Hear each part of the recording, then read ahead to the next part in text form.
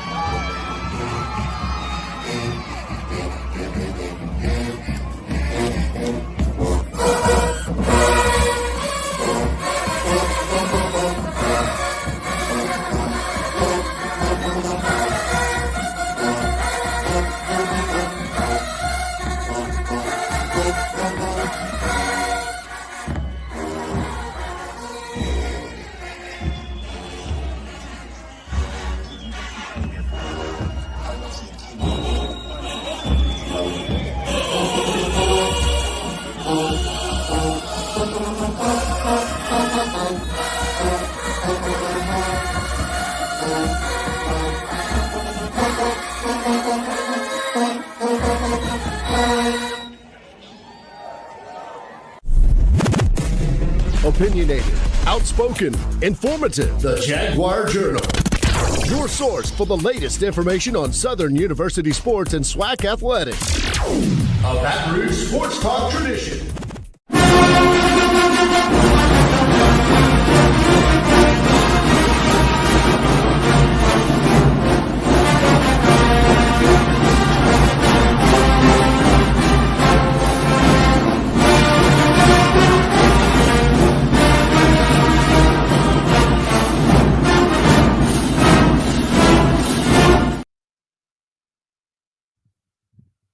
All right, bright and early on a Saturday morning, it's the Jaguar Journal. Good morning, everybody. I'm Perry White. Hope you guys have had a great weekend. Guess what?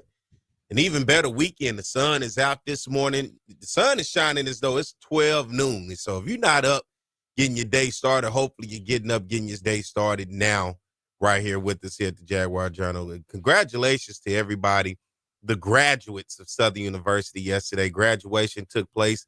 Time to go into that new world of uncharted territory and not knowing exactly what it's going to be, how it's going to look for you. You know, story for me, going to college, going to two different colleges and going in two different directions in terms of a degree. I always thought that the idea of college was you go to college and it's just going to be this job waiting on you when you're ready to graduate. That's going to be paying you X amount of money where you're going to live in that nice suburban neighborhood with the house and the car. And, you know, it's just life is just going to be there prepared, ready for you because college is preparing you for that life. Now, for a lot of people, it does work out that way, right? But for some of us, including myself, it didn't quite work out that way. It was like, all right, I graduated. Now what? Where do I go? How do I do it? And for me, I graduated in political science. So the idea of what I thought in terms of where I was going to go, and I really didn't, you know, law school was an option at the time and then a couple other options, but I ended up having a kid, my son, and that kind of threw everything off. You know, you got to provide, you got to get up, you got to do these necessary things as a parent. So for me, it kind of threw things off. So in my mind, it was like, where do I go? How do I do this? Now, even with a political science background that I have, I really didn't know what the hell I was going to do anyway with political science. I tried being a teacher.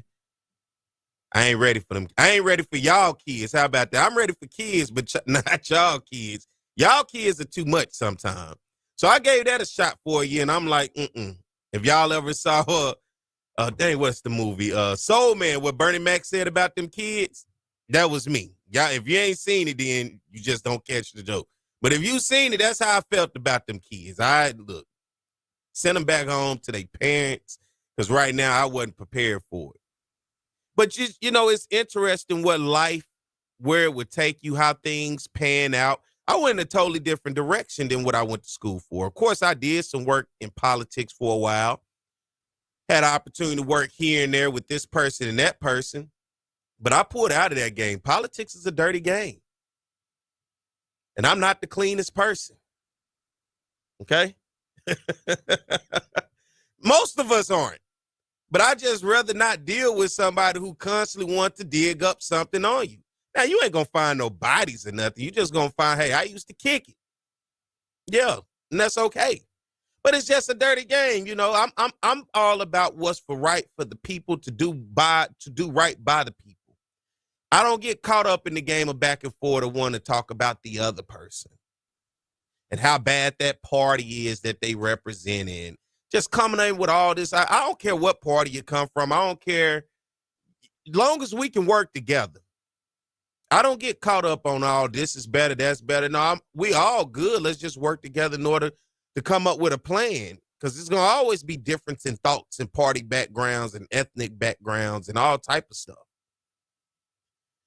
But in college, I thought I was going to be the next president, okay? That's why I switched to the political science and ended up coming to Southern for the Nelson Mandela School of Public Policy, Urban Affairs, right?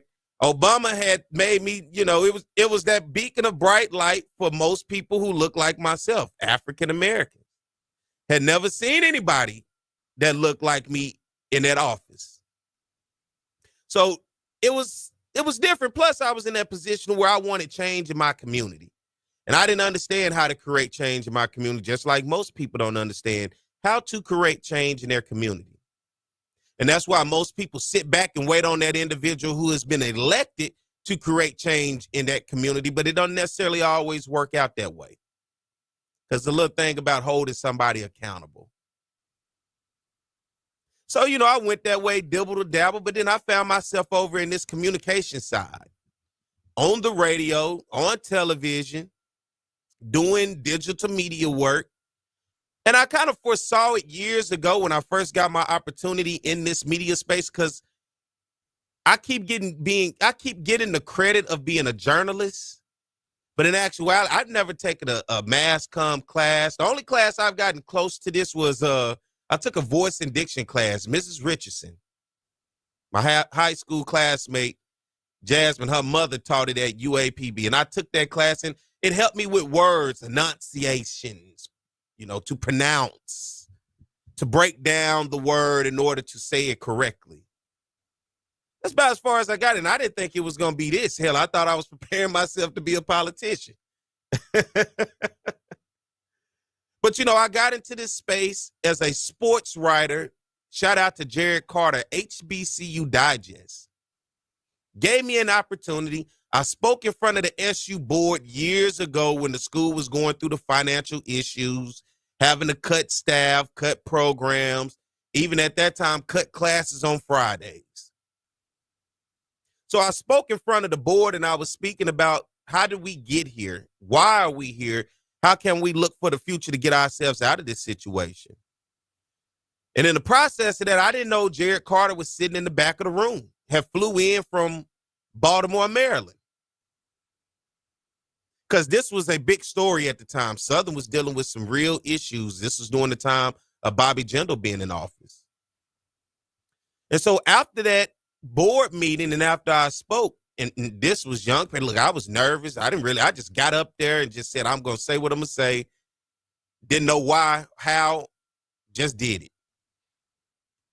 Mr. Jared Carter comes to me afterwards and said, man, look, you're pretty bright, dude. What do you like to do? Well, this and that. It's like, I just got here. I'm going to school for political science. I'm still working on trying to get into school. He said, man, have you ever thought about medias like writing?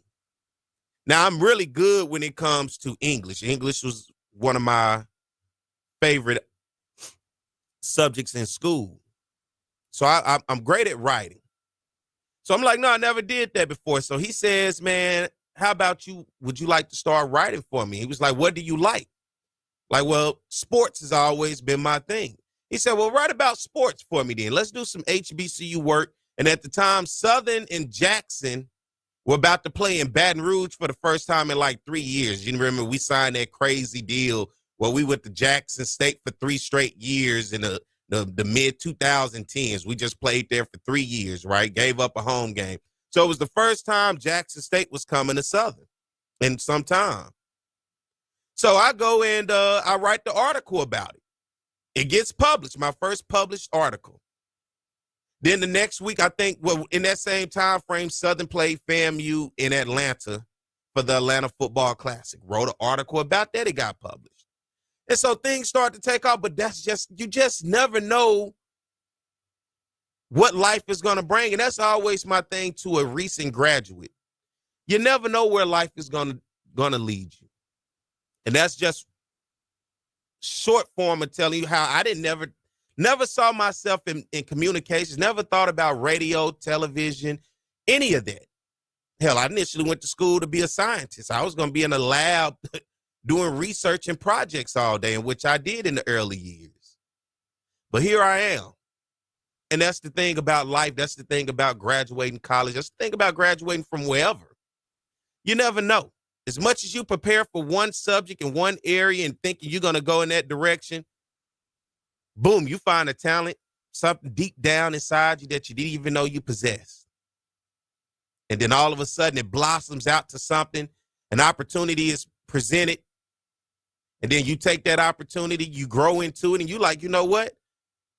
Didn't even know I possessed this. Now, what I do use from college is how to think critically, how to look at situations and take a lot of the knowledge that I learned and now apply it to be able to better make decisions and go in different directions and to plan, to market, to do all of those things, even something as simple just spelling. I use a lot of that just for that reason only. But this new area that I'm into, never thought in a million years, even at graduating, that I'll be here. So that's always the story and the speech that I have for, it's uncharted territory. And if you didn't have a job lined up after college, you never know where it's going to lead you. And you'll be surprised where it can lead you sometime, of a talent hidden deep down inside you that you never knew that you possessed, that ultimately turns into a career. And guess what? Sometimes that turns into the best career because it's something that you love. I love to get on here and have conversations and talk to you guys about all these things. Don't feel like work. It feel like something I love to get up and do. Obviously, I have to at 7 a.m. on a Saturday, right? All right, let's get ready to take a break, everybody. It is 7:15 a.m. I hope you guys are enjoying the show. About to have Coach Brittany Williams, Southern University head softball coach, come up. So you guys stay tuned. We'll be back more to Jaguar Journal.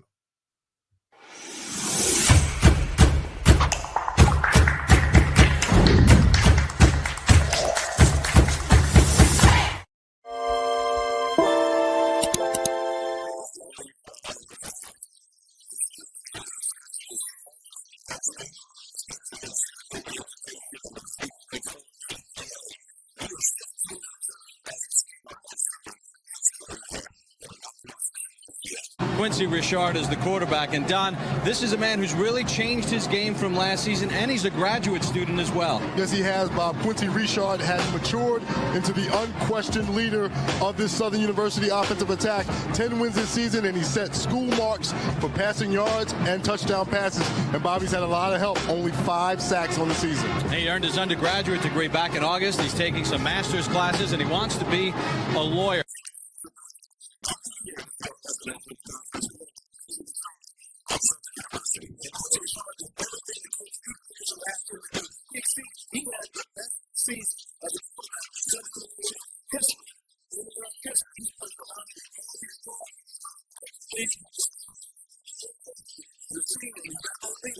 Here's Richard looking in the end zone, has a man there. Touchdown, Southern University. Play clock down to 3. Richard gets it off over the middle. Touchdown! Holmes goes in motion and comes set on a 1st and 10. Richard completes it. That's Ard. Ard down the sideline. He could go. And finally pushed out of bounds. Richard's run for 10 touchdowns this season. He's going to keep it. Richard goes in. Make it 11 for Quincy Richard. Richard wide open. open. Touchdown, Chris Davis. Oh, does he love playing football even more now? That in the flag against Grambling, holding on the kickoff. Richard looking deep, and it's a touchdown. But only 3 times did he go down. Twice he ran out of bounds behind the line of scrimmage. It goes down as a sack. 2nd and 8, the deep ball, and that's our man, Chris Davis, for the touchdown. Time for today's State Farm Players of the Game. And from Southern University, the quarterback, number 15, Quincy Richard, 34 of 42, 552 yards, 5 touchdown passes. Quincy, on behalf of State Farm Insurance Companies, I want to present you with a trophy for the most outstanding player today. Congratulations.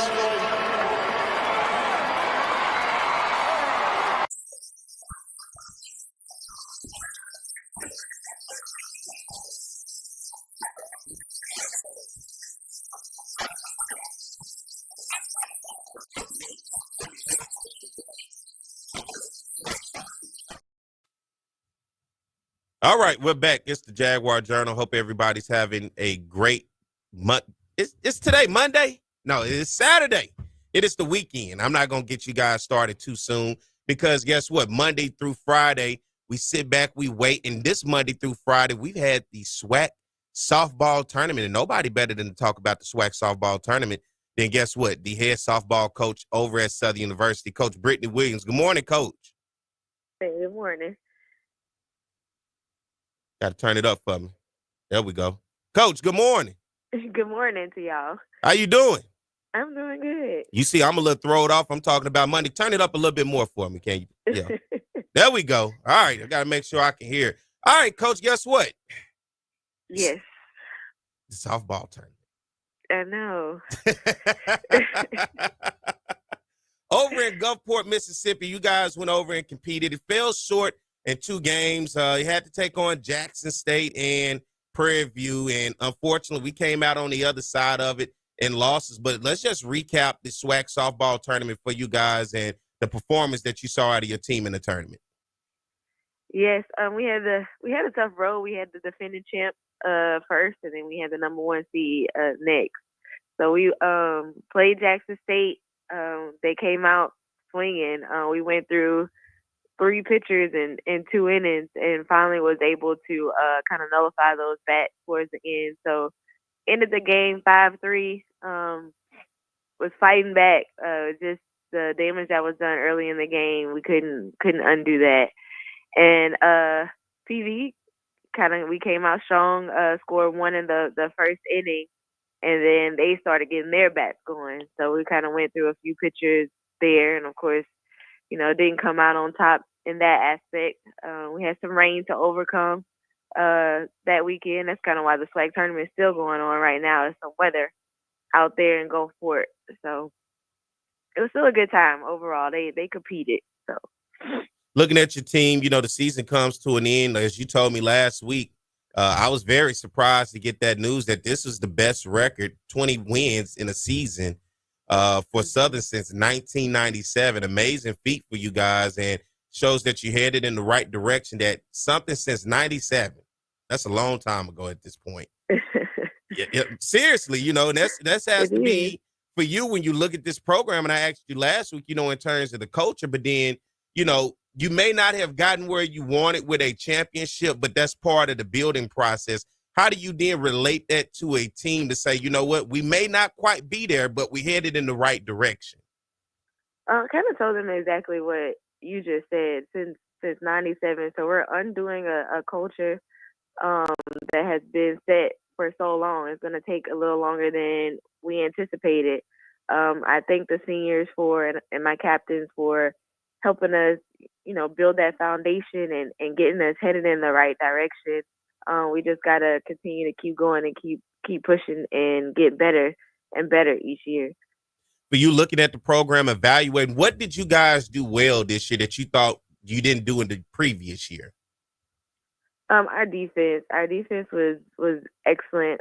We had the best defensive team that I have seen from Southern in a while. So we kind of stayed at the top. We were number 1 in defense of the SWAC for the longest till those last 2 weeks came. and dropped down to number 2. But that was something that was very, very strong for us, that if we keep that going and work on our bats this summer, that'll help us win some of those one-run games that we lost this year. Let's take a look at the SWAC softball tournament. Start out with Texas Southern and Alabama State. Alabama State was able to get past Texas Southern. Alabama State, the number 3 seed, Texas Southern, the number 2 seed. Then we had the number 1 seed, Florida A&M, taking on the number 4 seed, Grambling State. Florida A&M got the victory as the number 1 seed. They advanced to take on Alabama State.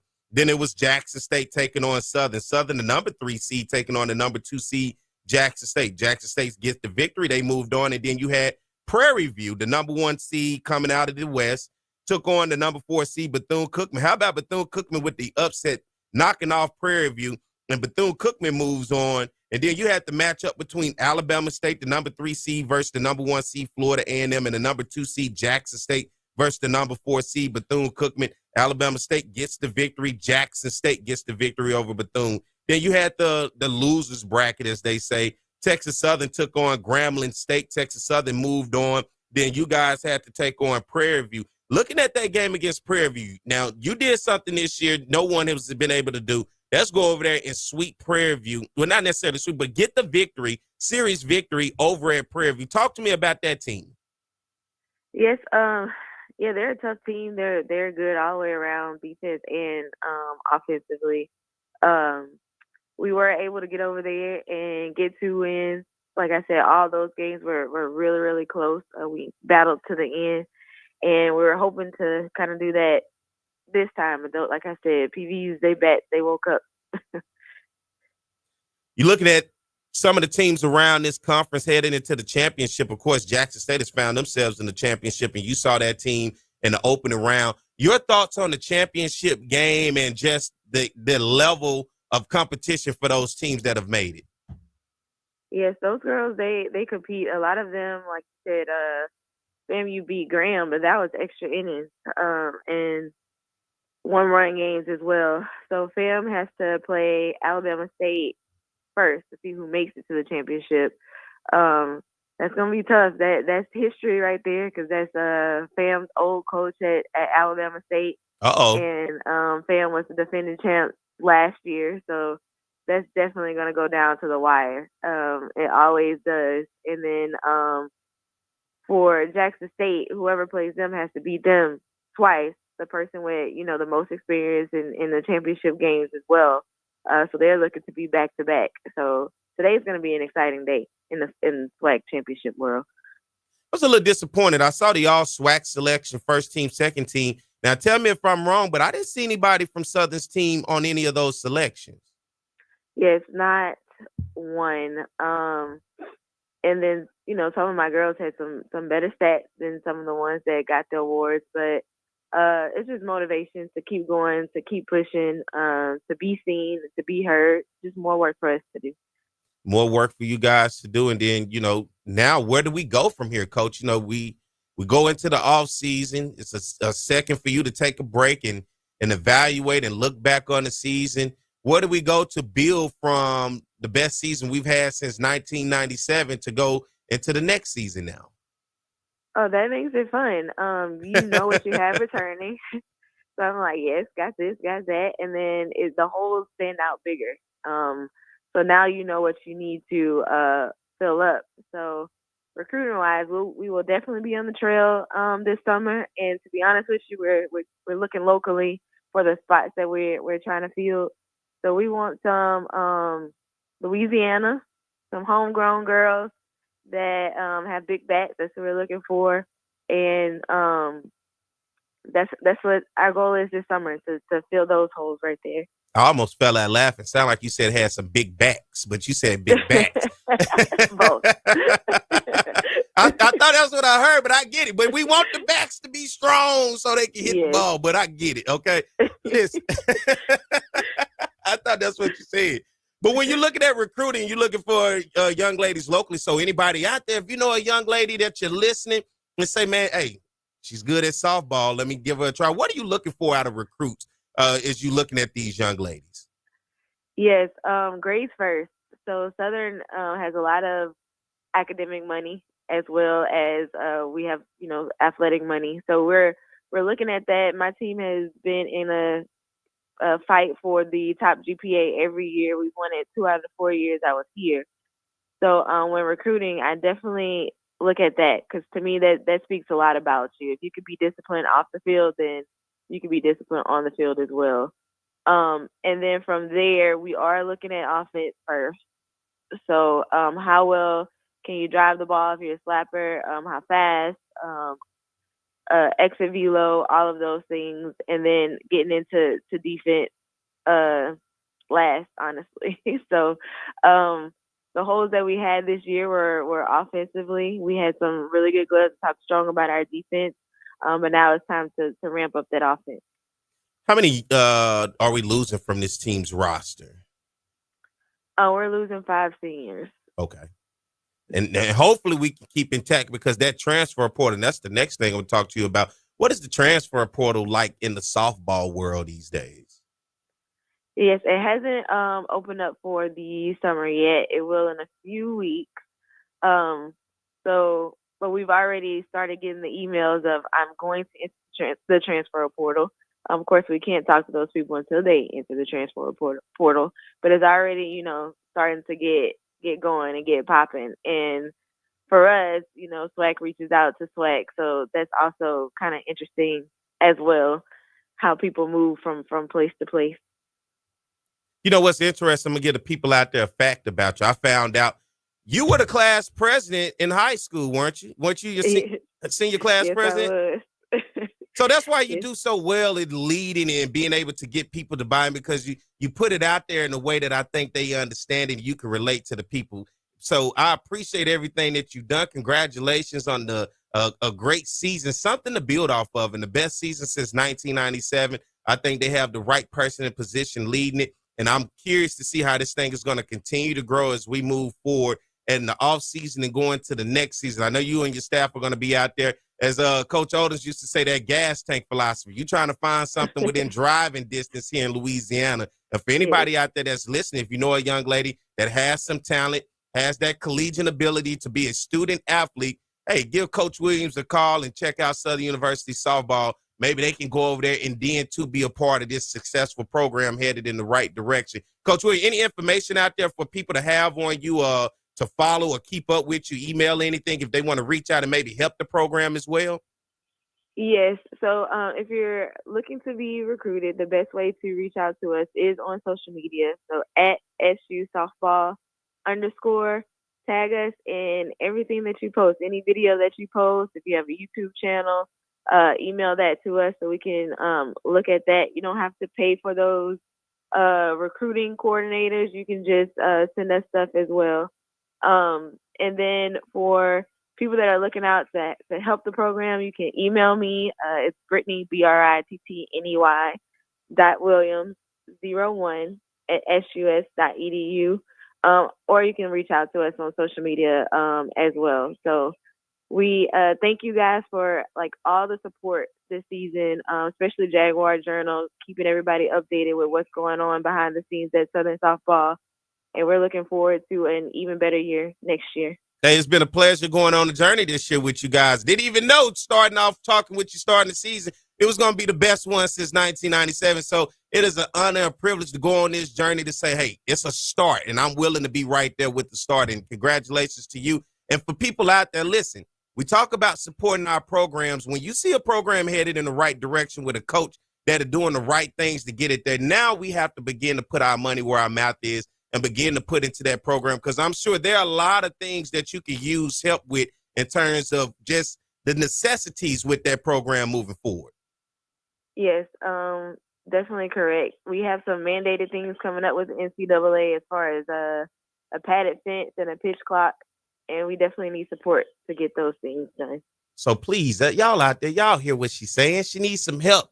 The program needs some help. And if it's headed in the right direction, it's our duty to be able to give her that help. So, Coach Williams, thank you for all that information. Thank you for a great season that you have given us. Hey, we know we got plenty of room to grow, but we know we headed in the right direction.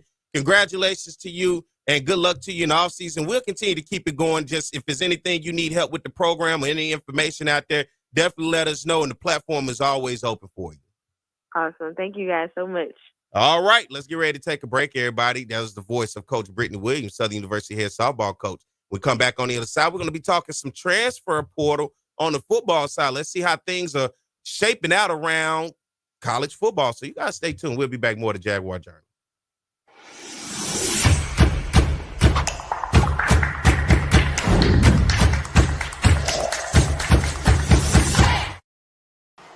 It's On the Yard Sports, and I'm Perry White, and what I need for you to do is go follow and subscribe to our YouTube, Facebook, Instagram, as well as Twitter right now. Jaguar Ricks is a fifth-year senior who's getting his first chance to drive the train that Bob talked about. And right now, he's driving it quite well because the Southern Jaguars are kicking butt in the SWAC conference. As Bob mentioned, 6-0 overall in the SWAC, and TR Ricks has played so well, over 2,000 yards passing. In the last 3 games running the football, he's been over 100 yards on the ground. The respect factor that he gets from his teammates is incredible. As a fifth-year senior who's never started, they elected him captain.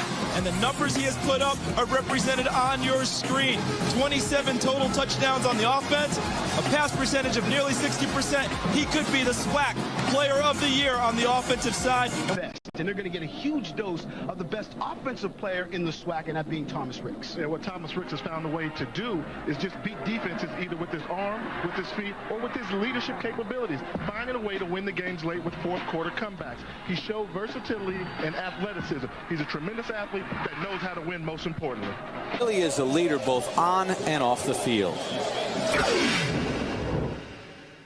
I just think it has come to a maturity level. I have a 4-year-old son, and, when he was born, I had to grow up fast, and, just staying in school and practicing every day, trying to get better every day, just so he can have a better future. It's just been my inspiration. So, I just think that's my motor that drives me and, keeps me in the game.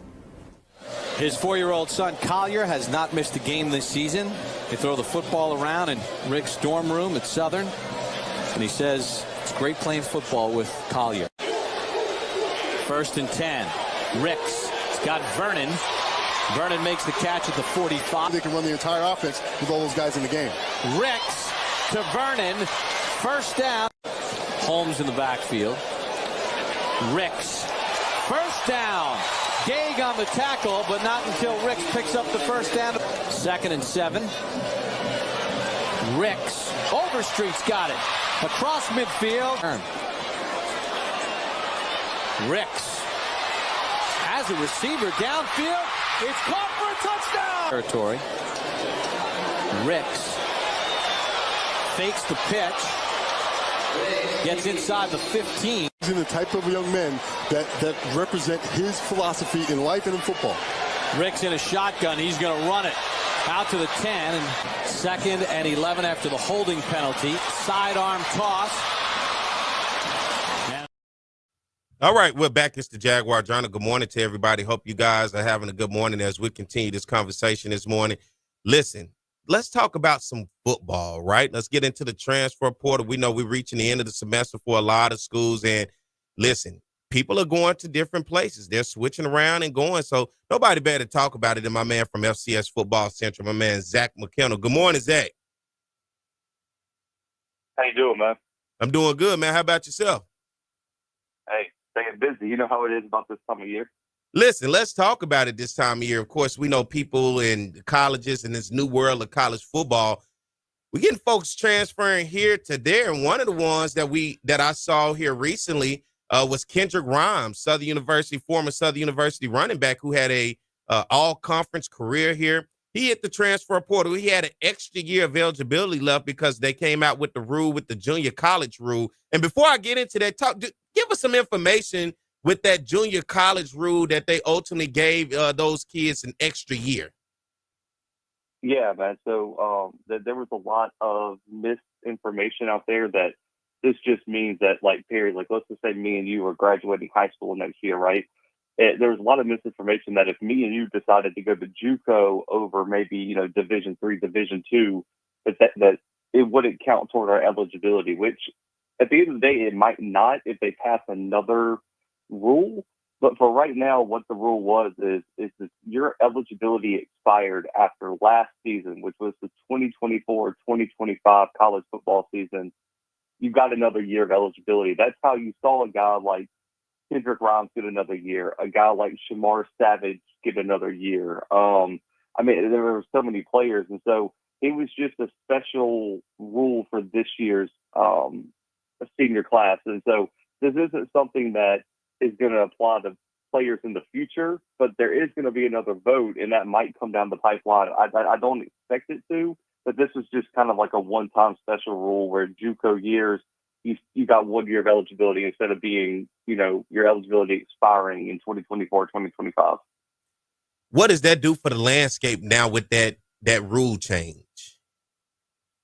Okay, well, so for this year, I don't think it had too much of an impact. You had a handful of players that got a year of eligibility left and was able to come back, and so maybe there was a team here or there that got to land the top contributor.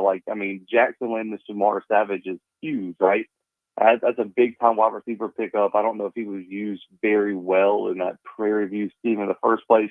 You look at Tennessee State, they needed a lot, Perry, and you landed all-conference guy in Kendrick Grimes who would not have been available with the rule. But, if we extend this is a rule year in and year out, man, it completely changes the recruiting landscape, right? Mm-hmm. Because why would I, and I know people aren't going to like to say this, and heck, I don't want to say it because I cover FCS, right? And I cover the SWAC, but Perry, there's a kid coming out of Southern Lab, right?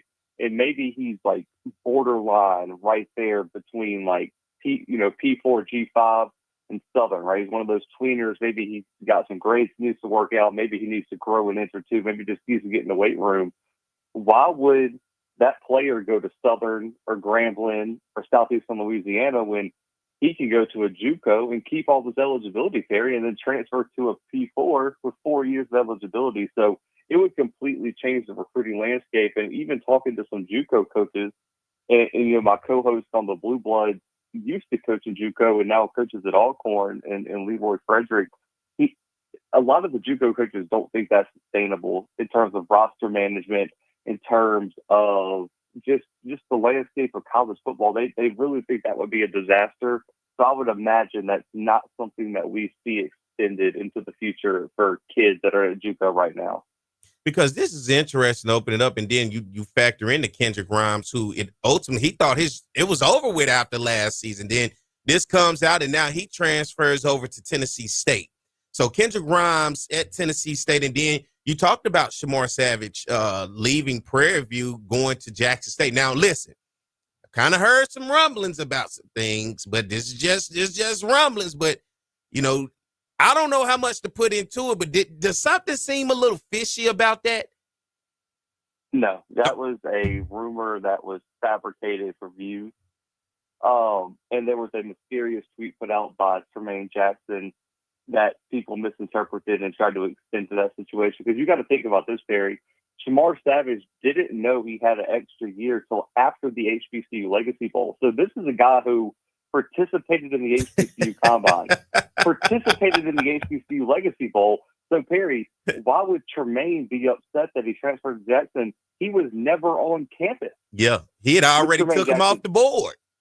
Yeah, he was off the board, and they recruited over him. And who even knows if Tremaine would have wanted him? I'm assuming he would, right? Because Shamar's a really, really good player. So I'm not saying he's not good enough to play at PV. I'm just saying you don't even know if he factored into Tremaine's plans. And so what happened was Tremaine tweets out these biblical type references and just random tweets throughout the day, because we've seen how active Tremaine is on social media. And what happened is someone in the media misinterpreted it and tried to use it for clicks. And that's why I'm glad we got that clarification, because I saw it and I'm like, but then it makes sense because, look, we're talking about this JUCO rule, this new guideline that basically gave these players eligibility, and Savage fell right into that the same way Kendrick Grimes, where these guys thought it was over with for them, that their collegiate careers were done, but then it gives them that extra year of eligibility for them to go out and use it. Let's look around the conference, the SWAC. Let's talk about some other players. Give me some notable players that are leaving some programs before we talk about some of the programs that are bringing in some players. Oh my gosh, man! I mean, look, there's this. At this point, there's so many transfers to keep up with, Perry. Like, and I was joking with Sam Perter from Hero Sports, and I was like, man, these FCS to FBS trackers. Why in the world did I even sign up to do this? I mean, it's like every single day, man. It's like being in those group chats with 50 people, and it's just conversation that has nothing to do with you, but the notifications continuously go off. Yeah, man, it's ridiculous. But I'll say this: I think, so to kind of get like a holistic view in the portal. I mean, you got your big players that left in the first window. Your Malachi Bailey's from Alcorn State going to Arizona. Malachi was a guy who we thought his eligibility expired. If I'm not mistaken, he got another year of eligibility. He goes up to Arizona.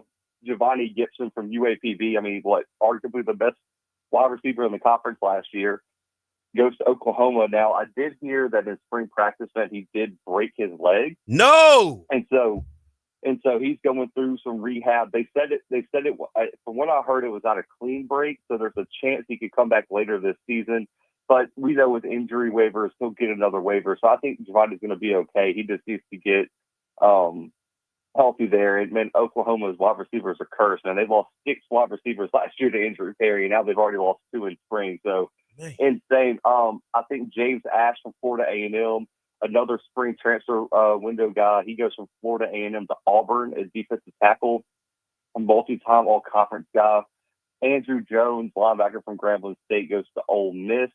Arguably one of the best linebackers in the country last year, not even just the SWAC, right? I mean, that was a huge loss there. You got Joshua Nobles from Jackson State to UMass earlier in the first window. So that's a big loss. Huge loss there. So I just think there's a handful of guys. Aiden Jones from Prairie View, what was a breakout freshman last year, earned freshman All-American honors. He goes to Texas State from Prairie View. I think that was a player that Coach Jackson and that new staff probably wanted to keep around. But when you start getting those big time offers, and then at the end of the day, man, like Tennessee State lost like everybody to the portal, and a lot of those guys did go FBS, as some of those guys followed Eddie to Bowling Green. So I think that's expected, right? But still, man, Tennessee State just gutted in terms of HBCU teams who lost a lot to the portal. Yeah, wasn't it Jackson State? Isaiah Spencer headed to Virginia Tech as well. Yep. So another interesting loss. At the end of the day, Terry, I tried to prepare people who listen to the podcast version of our show, because we have 2 different ones. We got the YouTube with Coach Fred, podcast with me and Timothy, and I talked about it on the podcast. I thought the spring window was even going to be worse than maybe it was. Mm-hmm. And it was just because of this. I talked to a few head coaches around the FCS. There was way more tampering in the spring window than there was in the first window. And here's why, Perry. The spring window comes after spring practices. So guess what, man? Perry, if me and you are assistant coaches at San Houston State or Texas A&M, we really thought we had somebody at left tackle and defensive end. If those guys aren't playing well, Perry, you know what we need to do? We need to pivot. Does Texas Southern have anyone we like? Does Incarnate Word have anybody we like? What about Northern Arizona, Montana State, Southern? Who can we go tamper with and improve the floor of this room? And then on top of that, too, you look at the house settlement coming down the pipeline, Perry. The earnings for these players could potentially be capped, right? Because every team's supposedly going to have a cap in this house settlement era. This was a lot of players looked at this as their last time to really go cash in on a free market, and so that also increased the activity in the spring transfer portal window. And so I think that's why you saw so many players who maybe me and you and the fans didn't expect to hit the portal. They actually did hit the portal. Let's look on the other side to this, and let's talk about the guys, some names that coming into the conference, and particularly the SWAC. Any names of some guys that, catch your attention? Any programs bringing in anybody? Man, PV's bringing in about 100 people, it feels like. I mean, it's so interesting, right? Because they added it's interesting because they added a bunch, like their class is like this weird tier, right? Because a lot of transfer portal classes, just from me evaluating over the past few years in terms of overall FCS, they either have a lot of unproven FCS guys or they have a lot of proven FCS guys. Like that's how the classes usually boil down. Prairie View did both. They added a whole bunch of FBS guys with not a lot of playing experience, but they have a lot of potential. Then they went and got a lot of FCS guys that had a lot of playing time elsewhere in the FCS.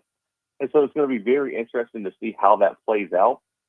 They added a few guys that I think are probably going to come in and be instant starters. You look at someone like a Malachi Williams from West Georgia, Nick Haynes from Townsend at linebacker, Trevon Jones from Northwestern State, Andre Dennis Lamar at wide receiver, Chaney Fitzgerald at wide receiver as well. Probably going to be instant starter. They go and add a defensive back from Princeton and Peyton Talley, who I really, really like.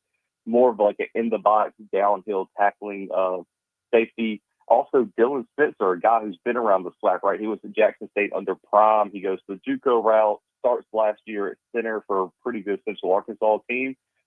I believe he didn't allow a sack last year. He's probably going to be the starting center for Prairie View. So they added a lot of talent there. Just looking across the conference, Jackson State, I think added a lot of guys. I'll say this. I think a budding star in the conference could potentially be Kenyon Christian, running back from San Diego State. They added him in the first portal window.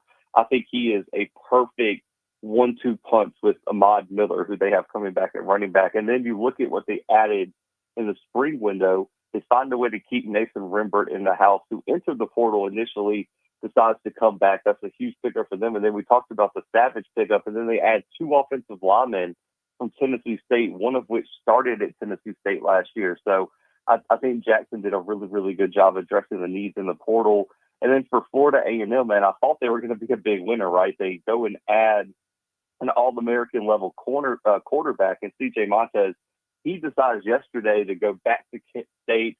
They had another kid with a ton of potential but no playing experience from Toledo. So I'm very curious to see how FAMU looks at quarterback this year. But Perry, the interesting thing is I just mentioned that the Prairie View adds like 50 transfers, right? The weird thing's going to be, and something I cannot wait to see, Perry, I look across the West, right? Nobody else was super active in the portal. I think Southern signed like 2 Division I transfers, and one was a long snapper, Perry. So Southern not super active in the portal. UAPB adds a really good wide receiver in Jalen Witcher, who was a freshman All-American at Presbyterian, spent a few years in Delaware. Texas Southern not super active in the portal, a handful of transfers here and there. I think the second most active team in the portal was either Grambling or Alcorn. I think both of those programs maybe added 8 to 10 transfers. But you got a Prairie View team that's probably going to, when you add D2 transfers in, Perry, you're probably going to get somewhere upwards of 50 plus, 60 plus transfers coming in for Prairie View. So it's going to be a very interesting study for me to see what works best. Does the Southern strategy work, where you recruit from the JUCO high school rank and you develop these programs, or can PV really go out here in the portal and sign as many portal players as they can and flip a roster and win the West? I'm going to be very, very curious to see what that looks like. Yeah, I am too, because, that has been the rumblings amongst, Southern fans of what are we doing? What is this? Where is this program going? What kind of identity will this program have? What do the coaches want out of this? And is it hard out there for Southern to get the players that the people feel that we should be getting here at Southern? That's all the thing. And then somebody asked me the other day, who do I think was the favorite to win the SWAC? I said, hell, I don't know who's going to be on the rosters until we get to fall camp. That's the other part to it, Blue. I don't know until we get to fall to make sure that these rosters are, in fact, intact. I don't blame you. I mean, so we've done we've done early predictions. I think I feel it, I don't know about you. I feel much safer predicting the East right now. But I think the East is going to be such a great race. And I'll say this, as of right this second, Jackson State is the most talented team on paper right now. And they look like, to me, because we've only had one repeat Celebration Bowl champion. That was that A&T run, right? When they were those A&T teams were so talented. Mm-hmm. Jackson probably has the best chance, I think, out of all those years to be the team that repeats, man, just with how that roster is built. Because they really sold out and brought back some key contributors that I really didn't think were coming back. Like, if you would have told me in December that they would have found a way to keep Jeremiah, they would have found a way to keep Travis Terrell, Jacoby and Morgan would be back, Portillion would be back. They would add Samar Savage and Nathan Rimbert. And I would have been like, yeah, okay. Because they just have endless money. They found a way to keep those guys in the house, and they're going to be so talented coming into the season, and their schedule lays out really nicely. But here's the thing: Sam's got some quarterback issues. If they figure that out, they'll be super talented. You have Andrew Body coming back to Bama State with how good that defense has been under Eddie Robinson Jr. And then looking yesterday, Perry, Alabama A&M and Sam Shade go out and sign Mekhi Hagan. They did. That was quarterback. Big time, because I thought he was going to be at Lamar. He was at Lamar for the spring, and then, hey, here he is, boom, at Alabama A&M. Insane pickup for them, and they've done I think they lost a lot, Perry, so I'm still a little bit skeptical just because they lost some of their, like, freshman All-American, their young contributors, but I think that program was not, in the same place that Prairie View was. So, like, if me and you took a head coaching job at Alabama A&M, I don't think we would have had to tear the roster down because obviously they were the only team with an HBCU draft pick. So there was apparently talent on that roster. Prairie View did not have any talent on that roster. So I get why Tremaine had to tear it down to the stud, and you understand why. But I think the East is going to be super interesting with what all they have. But, man, you look at the West, Perry, and it is just a notebook of question marks right now. Perry, when you look at the West, I don't think either one of us expect UAPB to compete next year. Texas Southern was a 5-win team. They're the quietest team in the SWAC, Perry, because I think you have to have like some secret invite or code to get any information about what Texas Southern is doing. Because I'll tell you one thing, Perry, they are not going to update the roster on the website. So good luck trying to figure out who's there. But then you look, Grambling brought in some promising pieces. I do think they should take a step forward in Mickey Joseph's second year. Southern won the conference last year. You guys really didn't lose, I think, as much as people are giving Southern credit for. I think Southern should be the favorite right now to repeat in the West. But then you got PV with 100 new players. And then on top of that, too, you have Alcorn, which has been a little bit quiet. I do think they signed a better transfer portal class than people are giving them credit for, but they have a major quarterback issue there. So we know, Perry, you're not going to win anything in the SWAC without a quarterback. So the West is, again, such a toss-up. But right now, I think if you're looking at who should be the favorite, I do think it would be disingenuous not to say with everything they have coming back that it should be Jackson State for now. I don't want to hear about Jackson State, but I feel good about Southern, Blue. Fair. All right. Southern should be good, man. And I'll tell you this. I really want to see what that quarterback looks like because he's had a really good into the year. And I wish we could go back and him be healthy for the SWAC championship. Because, Perry, me and you talked at the SWAC championship, and we both kind of looked at each other like when I saw him walk out of the tunnel in sweatpants, I was like, ooh. Yeah. I don't know how good that is. Yeah, I'll be curious to see in terms of the progression for Jalen Woods as well. Dealt with a concussion coming out of the Bayou Classic, headed into the SWAC championship. Blue, let everybody know out there where they can find you, man, and keep up with this news because as the world continues to evolve and change with the transfer portal, you are the guy to follow. So for them to follow and want to keep up with their prospective schools, how do they keep up with you? Yeah, man, follow me at Zach McKinnell on all social media. The Blue Bloods on all podcast streaming platforms and YouTube, and then FCS Football Central on si.com/college/FCS. Blue, as always, man, this is my man Zach McKinnell for the voice that you guys hear that are out there. He is on FCS Football Central. Then he and I, of course, cover SEC baseball on Mondays at 10 a.m. on the On the Yard Network. So if you want to keep up with that, some great series. You're going to be getting some texts from me throughout the day because you text me on Thursday, but there's some stuff going on. Me and you will be talking today, man. Oh, I watched it last night, man. It was late. I didn't hit you up, but man, we're going to have a busy show on Monday. I'll tell you that. We will, man. Zach, man, appreciate as always, man, the insight that you have, especially on this level, man, is always appreciated. And I love having the conversations with you, and the people love to hear from you because you give insight that a lot of times we hear through the rumor mill. So to be able to get that and then figure it out to know what's the facts and what's not. Man, I appreciate all that you do, Blue, as always. Appreciate you, man. Anytime. All right, guys, let's get ready to take a break. We get to the top of the hour. Stay tuned. We're going to talk APR. We're going to be joined by my man, former Southern University and Norfolk State head football coach Dawson Odoms. We're going to talk about the world of the NCAA APR because nobody knows APR better than him when he coached at Southern when we dealt with the APR issue. So let's take a break. Go do what you're going to do. We'll be right back. Stay tuned. More to Jaguar Journal.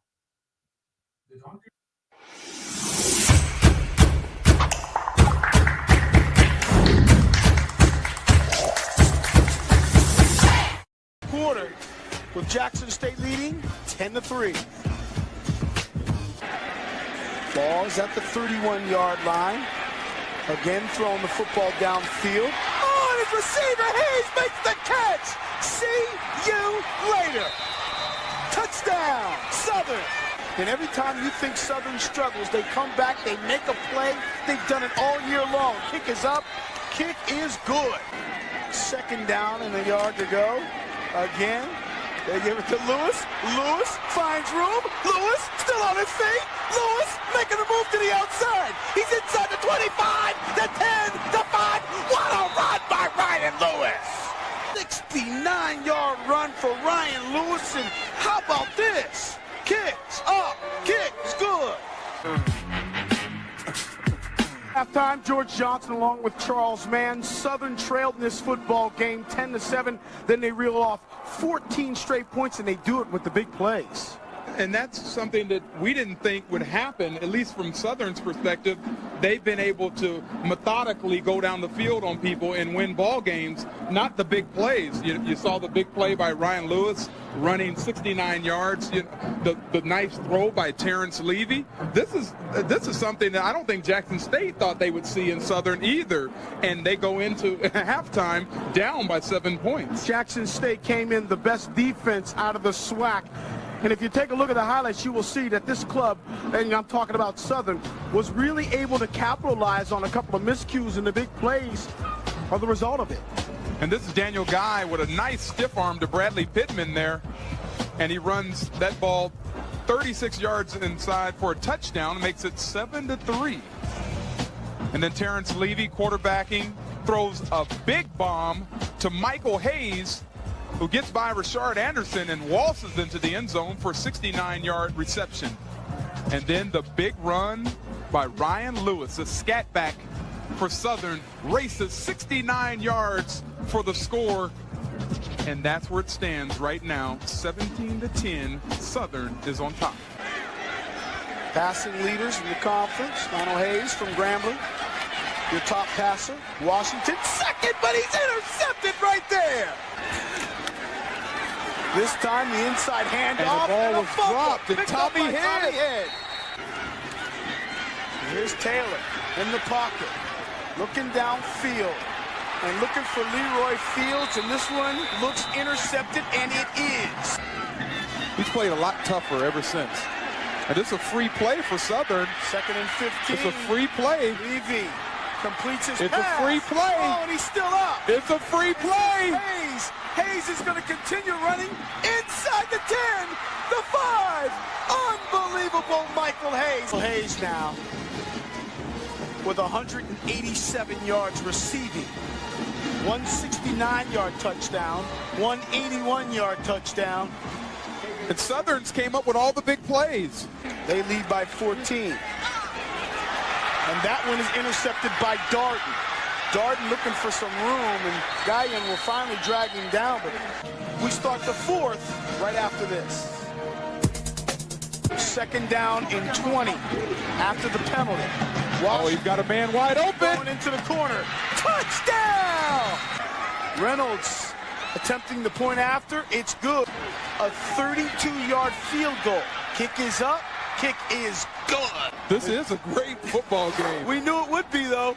And Torrey Thigpen got us out of our seats. And this is the punt return by Torrey Thigpen. We were just talking about we haven't seen him. He breaks 2 tackles and runs up the sideline. He has great blocking, but gets pushed out of bounds on about the 1-yard line. And touchdown Jackson State. The game is a game of momentum swings. Snap is good. The kick is up. Line driver. Yes, sir. The ball up to the big receiver, Michael Hayes. There he goes. Hayes makes the catch. Hayes still on his feet. Hayes looking for blocking. Hayes trying to find a hole. Hayes is still on his feet. He alley-oops. He's inside the 15 and drawn out of bounds at the 10-yard line. An I formation. Oh, fumble Levy. All right, we're back. It's the Jaguar Journal. Good morning, everybody. Hope you guys are having a great morning. Great show. We're at the top of the hour, 8:02 a.m. in Central Standard Time, to be exact. Thank you for everybody out there listening. Tune in on 107.3 FM this morning across the Baton Rouge capital city area, and everybody listening and watching on our YouTube and on our Facebook across the country. Be sure to hit that subscribe button on our YouTube channel and like and follow the Facebook page. Of course, we're on Apple Podcasts, we're on Spotify, we're on X, we're on Instagram, Facebook, YouTube. We're on all that stuff. So you can keep up with the Jaguar Journal and continue to grow with us. It costs nothing, just support, and to hit that button to say follow and get a notification as we continue today's conversation here on the show this morning.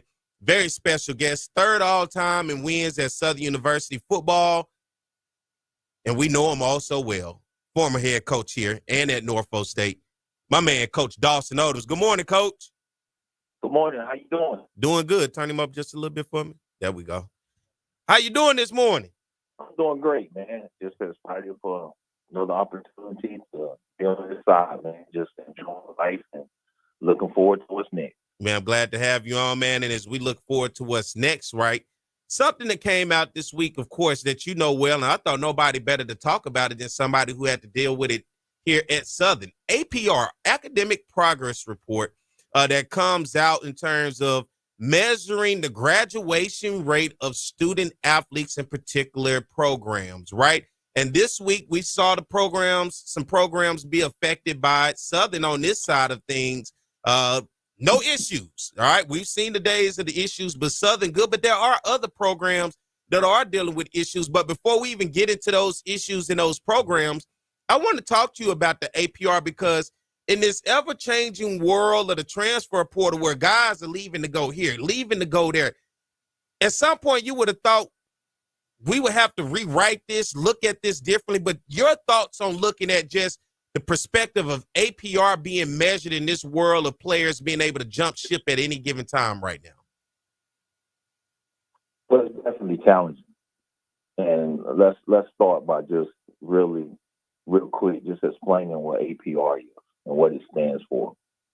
You get 2 points for each young man or young woman that's on athletic scholarship, okay?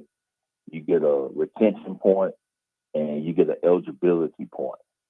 So each semester, so at the end of a year, that person gets 4 points.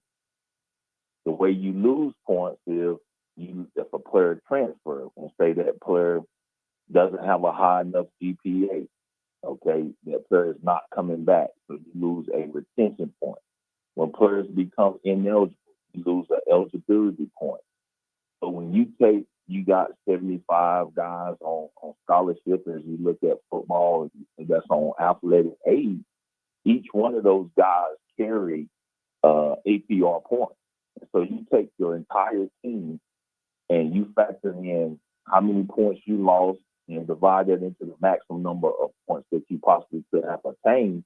And then that tells you what your APR score is for that year. So semester by semester, the academic people are staying on top of what the APR is and so forth. So now that we have a good understanding that each semester we get 2 points per individual and a 4-point total for the year, then you're starting to see how those points can add up and how you can lose those points. But the biggest thing and the challenging thing is that you got guys that transfer, you got guys that become ineligible, you got guys that come in thinking they're engineers, thinking they're business majors, and they don't do well in those majors, and then all of a sudden they have to change. When you change, you got to have so many classes going towards your degrees. They got to be evaluated each semester so that at the end you can say, okay, you got to meet progress towards the degree. And that's after your sophomore year, 40% of your classes have to be going towards your degree, 60% after 6 semesters, and 80% after 8 semesters. If you're not able to meet your progress towards the degree, then you're ineligible, and therefore you lose eligibility points. So it's challenging and it's tough, but that just gives you an overview of what APR is. And the way APR is being measured in this world that we live in today of the transfer portal, do you think that, how should I ask this? Is APR still should be a relevant thing, which I think is needed, but how do you measure it with the guys transferring in and out, going to 4, 5, 6 programs? Well, I think when you look at the overall landscape, we're still academic. And academics is always going to have some kind of measuring stick of what eligibility look like. Even though you have the transfer portal, you have guys coming and going. The biggest thing is that they've altered some of those rules. That your GPA is at a certain requirement when you leave, then you don't lose any APR points for that individual. The school takes on the responsibility of that guy once he gets there. So you want him to leave eligible and good standards and at a good GPA so that you're not held liable for that guy and you lose retention points. The biggest thing is when they become ineligible, like when you take 1 year guys that already have a degree. That's my biggest discrepancy is that you got guys transferring, they got 1 year left. They got 1 year left for eligibility. They come in and they don't perform well. They don't pass, so they're not eligible. And you lose those points. You lose 1 point for eligibility, and now all of a sudden you got 4 or 5 guys on your roster that are 1 year guys, and none of them perform well in the classroom because most of them already have degrees.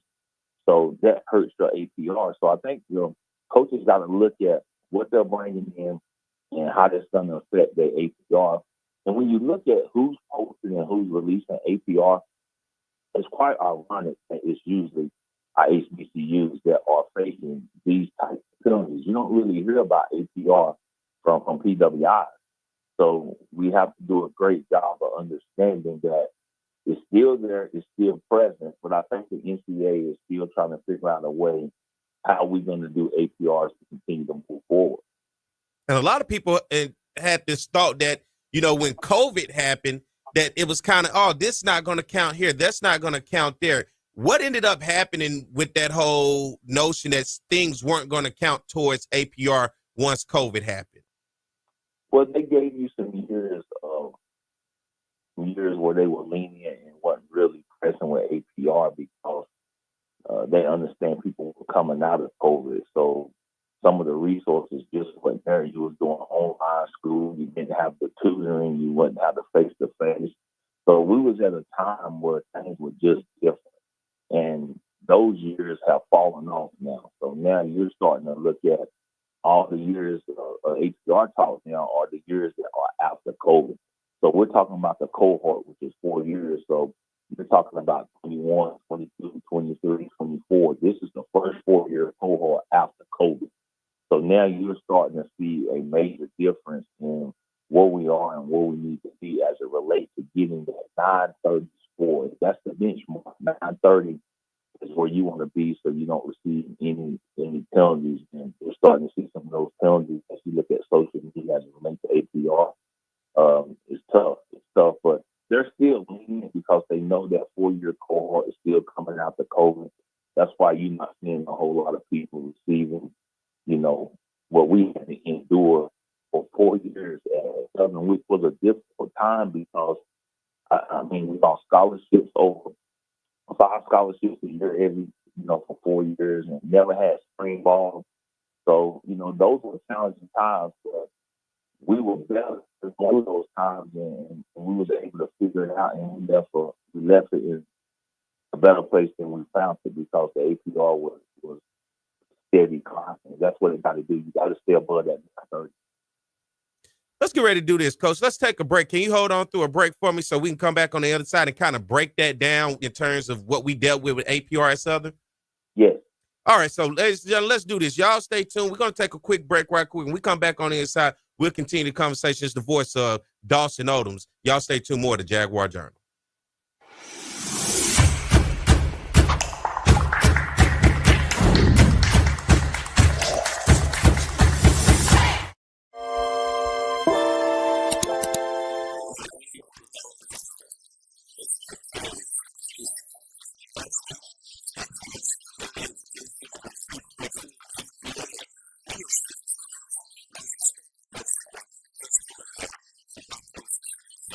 Quincy Richard is the quarterback. And Don, this is a man who's really changed his game from last season, and he's a graduate student as well. Yes, he has, Bob. Quincy Richard has matured into the unquestioned leader of this Southern University offensive attack. 10 wins this season, and he set school marks for passing yards and touchdown passes. And Bobby's had a lot of help. Only 5 sacks on the season. He earned his undergraduate degree back in August. He's taking some master's classes, and he wants to be a lawyer.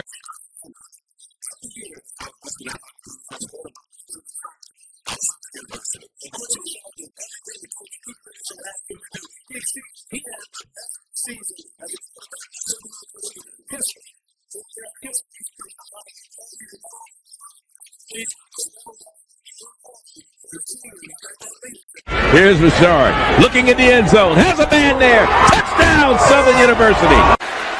Play clock down to 3. Richard gets it off over the middle. Touchdown! Holmes goes in motion and comes set on a 1st and 10. Richard completes it. That's Ard. Ard down the sideline. He could go. And finally pushed out of bounds. Richard's run for 10 touchdowns this season. He's going to keep it. Richard goes in. Make it 11 for Quincy Richard. Richard wide open. Touchdown, Chris Davis. Oh, does he love playing football even more now? That in the flag against Grambling, holding on the kickoff. Richard looking deep, and it's a touchdown. But only 3 times did he go down. Twice he ran out of bounds behind the line of scrimmage. It goes down as a sack. 2nd and 8. The deep ball, and that's our man Chris Davis for the touchdown. Time for today's State Farm Players of the Game. And from Southern University, the quarterback, number 15, Quincy Richard, 34 of 42, 552 yards, 5 touchdown passes.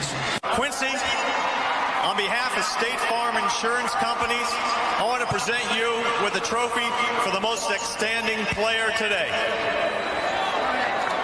Congratulations.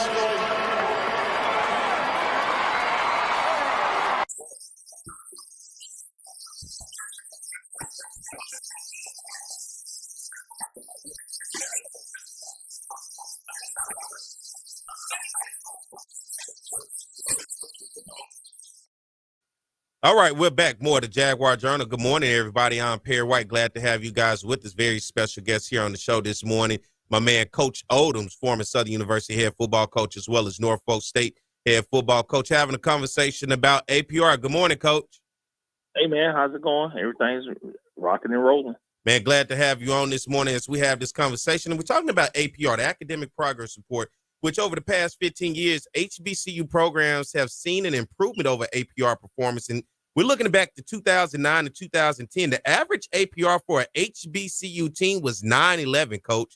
But then you look now, it has steadily rise. It is 967 in 2023 and 2024, showing a real progress. But then you look at non-HBCU Division I programs that have consistently averaged around 980 or higher in APR, looking at eligibility and retention.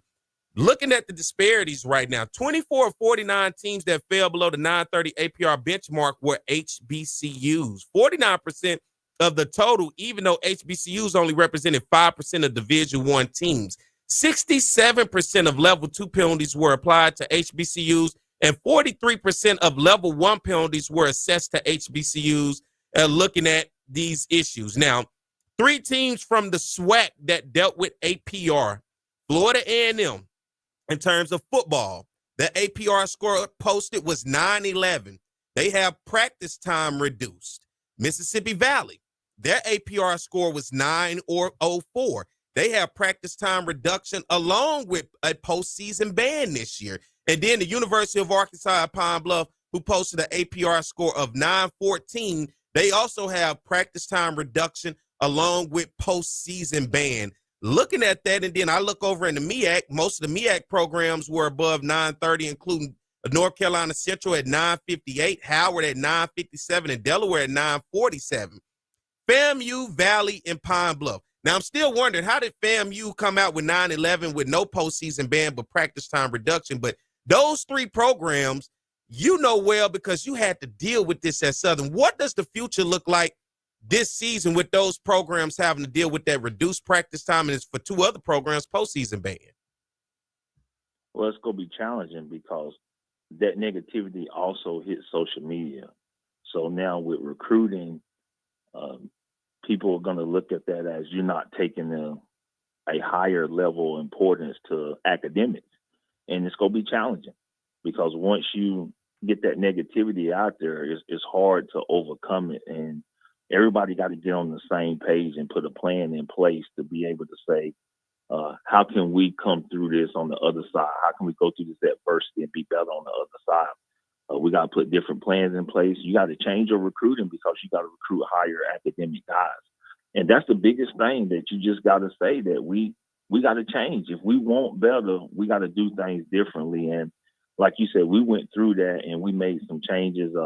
Dr. Scott, Carmen King, Anjanae Dillon, people that really was hands-on with that for us when we was going through that at Southern. We was able to turn that thing around. But it's not just this year. So you're looking at maybe this year's scores from 24, but it's a 4-year cohort. When that 4-year cohort is under 930, that's when you're gonna get hit with sanctions. So you say why FAM may have had a 914 or whatever their score was, and they didn't get postseason ban.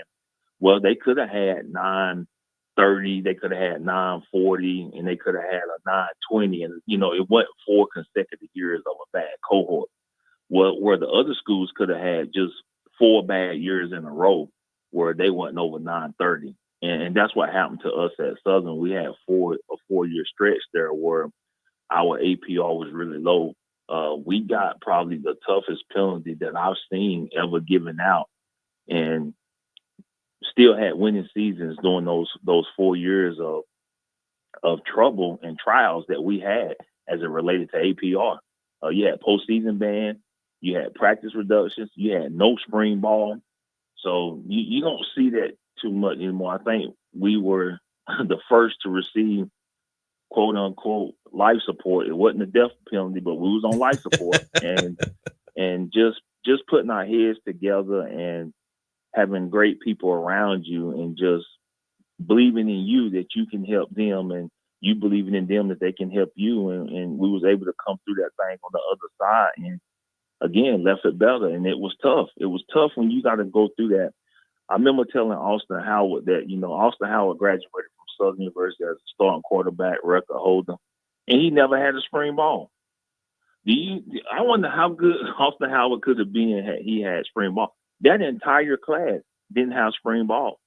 Yeah, Lenard Tillery, Danny Johnson. Lenard Tillery, Danny Johnson, Aaron Tiller. Those guys, those guys never had a spring ball.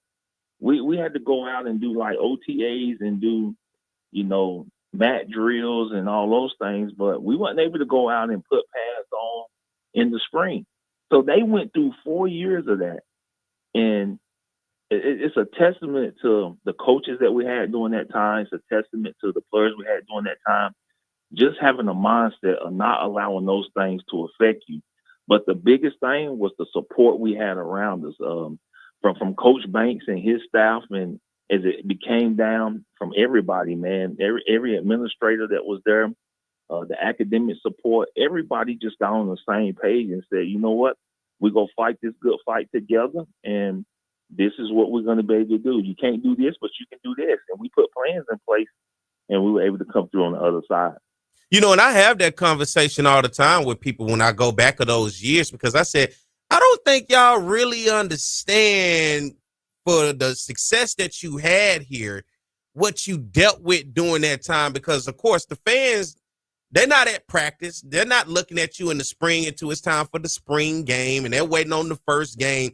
But to understand, when you hang that helmet up at the end of the Bayou Classic and you're not able to get that helmet back with those players officially until fall camp, what that really does for, because there are plenty of programs where that's almost, like you said, like a death penalty. It's like, how do we do this? And then the issue with not being able to get the transfer portals everybody wants you to go get. And then the issue is the dogs, as Coach Prime say. Everybody wants you to go get the dog, but you had to go get the kid that was good in the classroom and develop them up on top of the preferred walk-on program that you had that became successful here.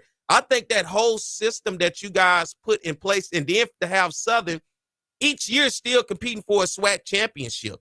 It was, other than that 15-year where we lost 3 games, what was it, to Prairie View, Alcorn, and Grambling, you still had a winning record in the conference. And then 16 and 17, it came down to the Bayou Classic. 18-19, it came down to the Bayou Classic. So you were still in the conversation, but I think you guys made it look so easy. People did not truly understand how the depths of what APR and the sanctions and the penalties that the NCAA brought down on Southern. I don't think the fans out there truly understand, Coach, what you guys were dealing with internally in terms of the NCAA and those penalties. Yeah, they might not understand, but inside that foxhole, it was a pressure cooker because you was not able to recruit, man. The recruiting part and the job that the staff did in recruiting, knowing that we had all these sanctions, knowing the media was beating us up, like they don't take education serious. Why would you go to Southern? You know, you got to go sit down with these parents and these young men and try to convince them that this is our plan, this is what we're doing. We're concerned about your young man getting a degree. And just getting these guys to come and trust in us, because there was no trust in the academic sector of the university, because I mean, you saw all the postseason bans, you saw the practice restrictions. Any parent would be like, why would I send my child there? But at the end of the day, we convinced some really good football players to come there that were not only good football players. We're talking about guys that graduated in the top of their class. We even had a valedictorian that was there, man, that graduated at the top. And you know, Contavious Preston's graduated at the top of the business program. Danny Johnson had a high GPA. Aaron Tiller had a high. We just changed and just went and found guys that want to come, that met the academic criteria that we was looking for to help change our APR. And those guys bought into what we were selling, and they worked their butts off. And the rest is history. We ended up turning the program around. We ended up having a lot of success, even though we didn't have a lot of things that other people had during that time. It was a good fight. It was a good run. And it was the most challenging thing that I probably have ever had to endure. But we did it together. And that's the only way I think you can overcome any form of adversity that you have. You got to stay prayed up, and you got to have good people in your corner that's willing to fight with you. And during those times, we had some good people in our corner that was fighting with us. What'd you learn as a coach, especially dealing with APR? Because I'm sure if you didn't really know about it before, this woke you up, because I remember hearing the stories. It was like before games, hey, because we saw it at FAMU. Hey, this guy can't play. This guy can't play. You know, and you learning this just on the fly. What did you learn about yourself as a coach, and more importantly about this whole APR thing that all makes this whole NCAA work and having your players eligible and ready for games? Well, you got to be willing to adjust, and you need to ask those questions before you accept the job and know what you're walking into. You got to think some of these guys that have taken these jobs, these APR issues came out after they had been there, so they probably had no idea that it was that bad. And you setting them up, because if they don't have winning success on the field, you're not looking at the lack of practice time. You're not looking at the postseason bans and how that affects. You're looking at wins and losses, and it has a tremendous effect on your program. That's why anybody that has won doing those type of penalties understand that you got to be patient and it take time, because it's going to be tough to overcome that. So that's why the resources are there. They have grants in place that you can apply for from the NCAA to try to get your academic sector of the world up to speed, so that you can be able to maneuver in a way that keeps your APR above 930. Because once it goes below and you start receiving all the negativity that comes with it, from practice reductions, from postseason ban, from no spring practice, you end up really, really costing the community, and it makes recruiting really difficult. Explain what it is like not to have spring practice, spring football, because, you know, in this world that we live in, people, you know, take a lot of things for granted. But for you guys, and with the reduction of practice time and everything else, not being able to recruit, what is that like literally as the guy leading the program saying, we got to develop, but I got limited time to develop? I think it's challenging because you don't want to go from August to August, before you put pads on. So you got these new guys coming in that didn't play as much. So the spring ball is not for the guys can play. You know what they can do.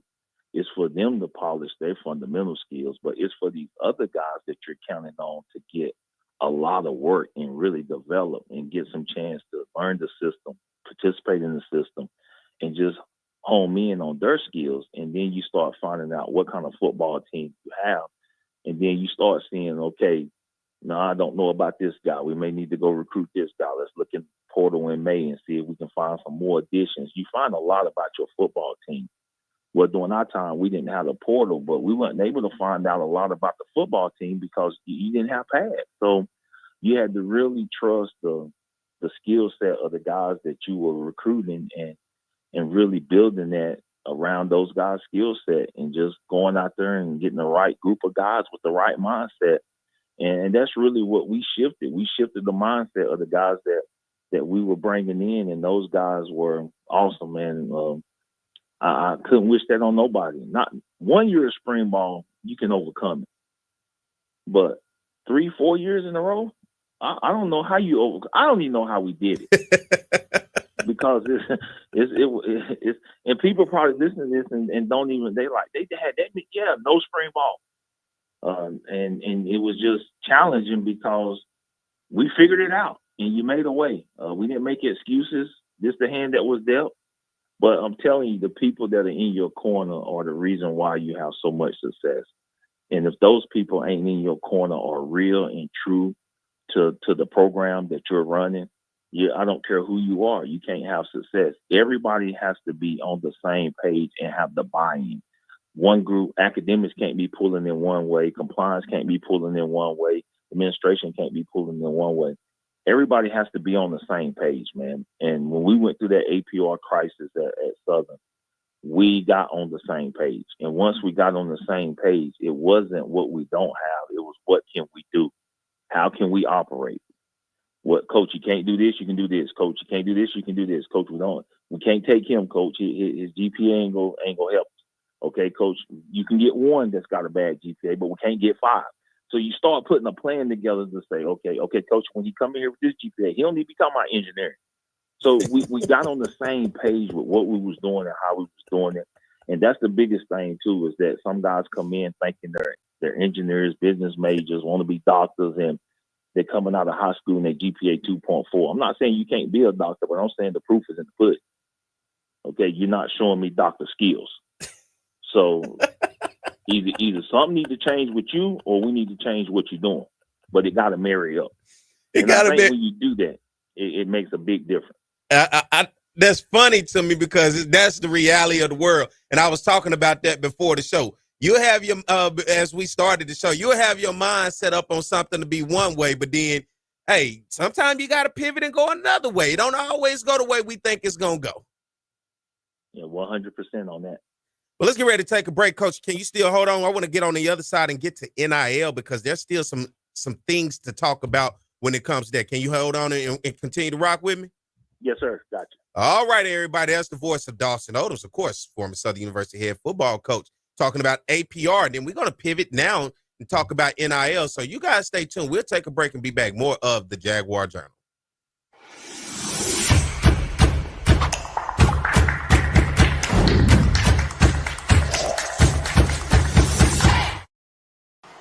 It's On the Yard Sports, and I'm Perry White, and what I need for you to do is go follow and subscribe to our YouTube, Facebook, Instagram, as well as Twitter right now. Jaguar Ricks is a fifth-year senior who's getting his first chance to drive the train that Bob talked about. And right now, he's driving it quite well because the Southern Jaguars are kicking butt in the SWAC conference. As Bob mentioned, 6-0 overall in the SWAC, and TR Ricks has played so well, over 2,000 yards passing in the last 3 games, running running the football. He's been over 100 yards on the ground. The respect factor that he gets from his teammates is incredible. As a fifth-year senior who's never started, they elected him captain. And the numbers he has put up are represented on your screen.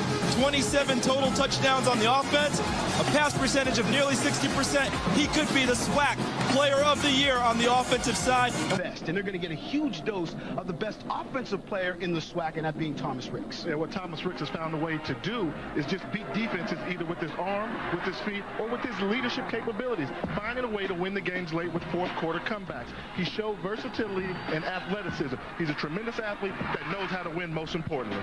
Really is a leader both on and off the field. I just think it has come to a maturity level. I have a 4-year-old son, and, when he was born, I had to grow up fast and, just staying in school and practicing every day, trying to get better every day, just so he can have a better future. It's just been my inspiration. So, I just think that's my motor that drives me and, keeps me in the game. His 4-year-old son, Collier, has not missed a game this season. They throw the football around in Rick's dorm room at Southern, and he says it's great playing football with Collier. 1st and 10. Ricks. He's got Vernon. Vernon makes the catch at the 45. They can run the entire offense with all those guys in the game. Ricks to Vernon. 1st down. Holmes in the backfield. Ricks. 1st down. Gage on the tackle, but not until Ricks picks up the 1st down. 2nd and 7. Ricks. Overstreet's got it. Across midfield. Ricks has a receiver downfield. It's caught for a touchdown. Territory. Ricks fakes the pitch. Gets inside the 15. He's in the type of young men that represent his philosophy in life and in football. Ricks in a shotgun. He's going to run it out to the 10. And 2nd and 11 after the holding penalty. Sidearm toss. Back, it's the Jaguar Journal. Good morning, everybody. I'm Perry White. Glad to have you guys with us. Everybody listening on Talk 107.3 FM around the Baton Rouge capital city area, and everybody watching on our Facebook Live and YouTube. Good to have you guys with us. Be sure to hit that subscribe button and like and follow us. And as well as you keep up with the Jaguar Journal on X. We're on Instagram. We're on Apple Podcasts, Spotify, and all over the place. So continue to grow with us. This morning, we got a very special guest, my man Dawson Odom's on here talking with us about APR in that first hour, first half of the hour. On the second half of the hour, we're going to talk about NIL. Good morning, Coach. All is well, man. All is well. Thanks for having me. Let's talk about NIL because there's a possibility that even President Trump is looking at considering NIL regulations. Let's talk about this world that continues to change in front of our eyes of NIL and your thoughts on the possibility of the regulations that could come down on this new form of college sports and what we call name, image, and likeness that's associated with it. Well, we need some regulations, that's for sure. I think everybody sees that, and I think the powers that be are trying to figure out, as we move forward, what we can do to put some regulations in place. So look at it this way: you got Patrick Mahomes, and he's on a contract with Kansas City Chiefs, so can't nobody bother him, right? They can't tamper with him. He's owned by the Kansas City Chiefs. Well, let's go to college sports. You have free agency for every player every year. So no matter who you are, this school, the way we have it now, the model that we have now can say, we'll give you $5 million. Well, the current school is giving you $3 million.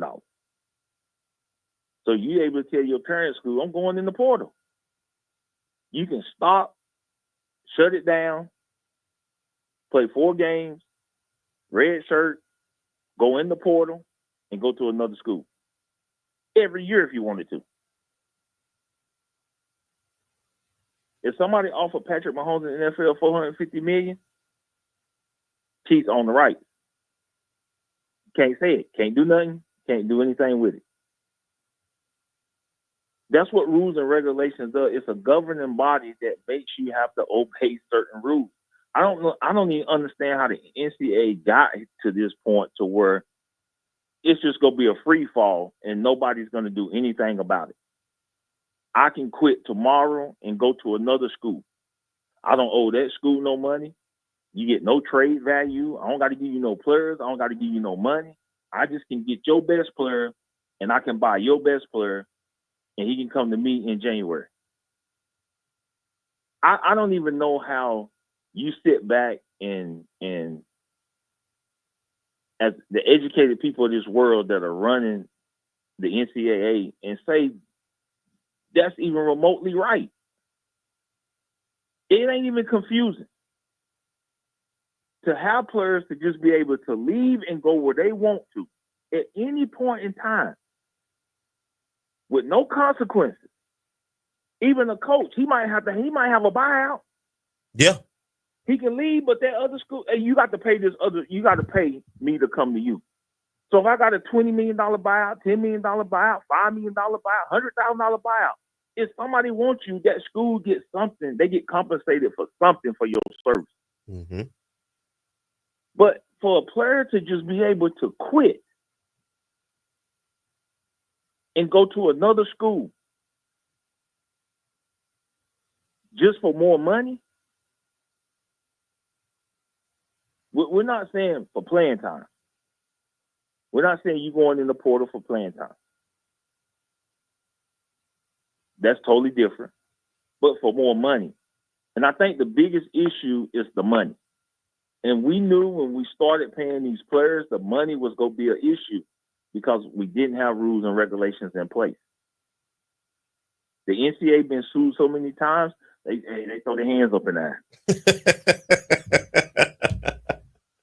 But you seeing it, you hearing it, like you hearing these guys talk about how much money they're bidding for these guys.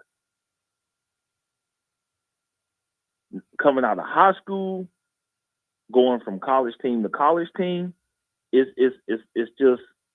I mean, we just saw it. We just saw it with the quarterback at Tennessee. That was about money. Mm-hmm.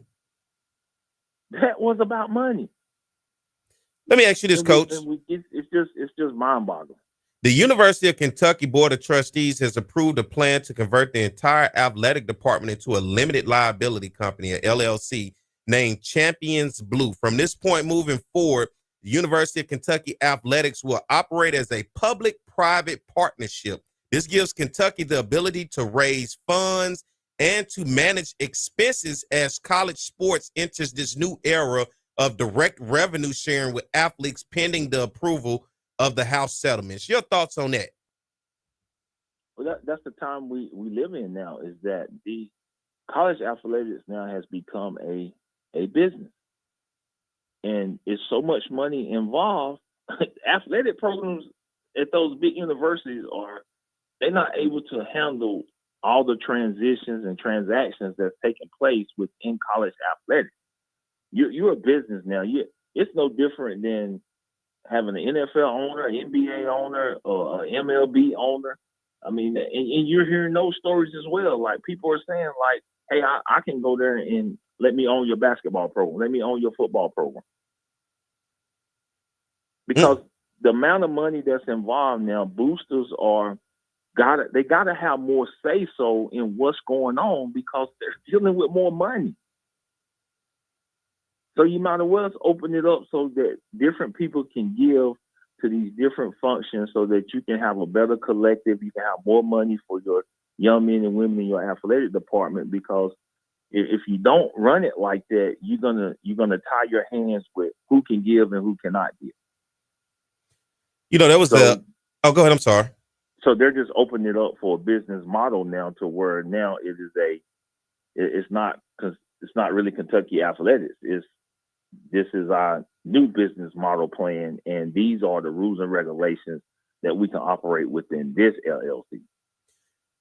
Powerful words by a young man, collegiate athlete, right? That penned an open letter about college football. You sent this to me. I looked at this.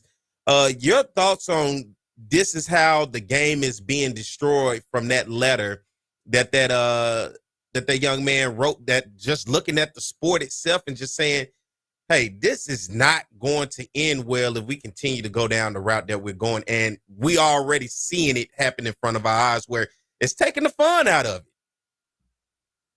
Well, especially at the college level, it's supposed to be an amateur sport. And I think people get it confused that players should be compensated. I don't think nobody is disagreeing that college athletes should be compensated. But there has to be a line drawn somewhere so that you can still have a student athlete experience. It's so much now, it's so many distractions from athletes that they're pulling them in different directions.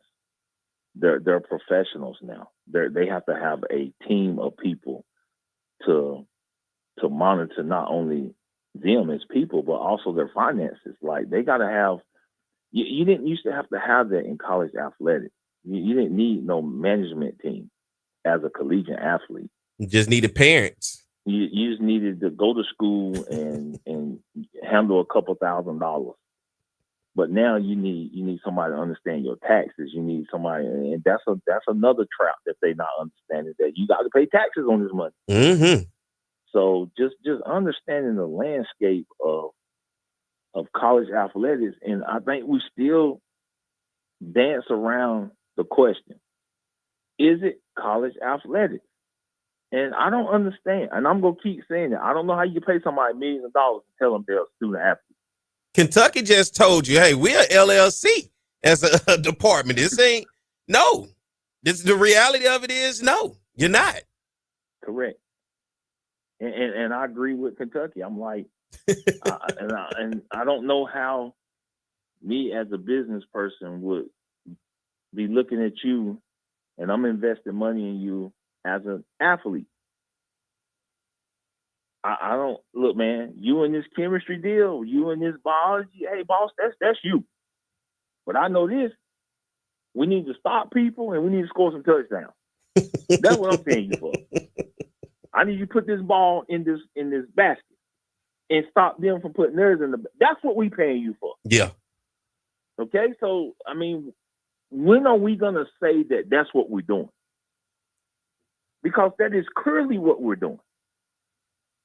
What's the walking on eggshells, tiptoeing around and stuff? What is it about the mass conversation that this just does not seem to be? Hey, let's blatantly talk about what it truly is. Why does it seem to be that right now?